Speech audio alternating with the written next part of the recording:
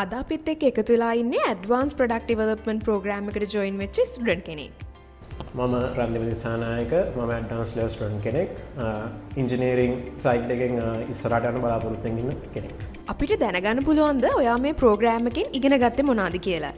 අපි මේ කෝස් එකේදී මුලින්ම අපි ඉලෙක්ට්‍රොනික්ස් බේසික්ස් වලින් ස්ටාර්ට් කළා. ඊට පස්සේ ස්කීමැටික් ඩිසයින්, ඊට පස්සේ PCB ඩිසයින්, PCB ලේඅවුටින්, ඒ වගේම अंतिम काल අපි IoT එකම වගේම ඊටත් 3D design 3D modeling සහ enclosure designs එතකොට අවසානයේදී කොහොමද full product එකක් අපි මේක market place එකට ගෙතර තන වෙනකම්ම develop කරන්න කියලා අපි මේ course එක තුල ඉගෙන ගත්තා.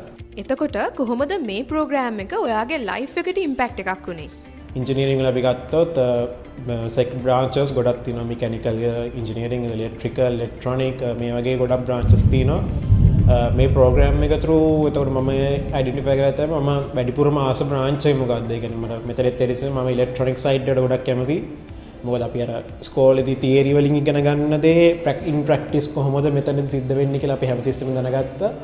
සහ ඒ ඉලෙක්ට්‍රොනික් කම්පොනන්ට්ස් එක අපි හැන්ඩල් කරන විදිහ ඊට පස්සේ අවසානයේදී ප්‍රොඩක්ට් ඩෙවලොප්මන්ට් වලටම එද්දී ඒ ගන්න ඕන ප්‍රැක්ටිකල් සිනාරියෝස් එතනදී අපි ඩිසයිඩ් කරන්න ඕන error handling ඒ වගේ දේවල් ගැන ගොඩක් දේවල් මේ ප්‍රෝග්‍රෑම් එක තුල ඉගෙන ගත්තා.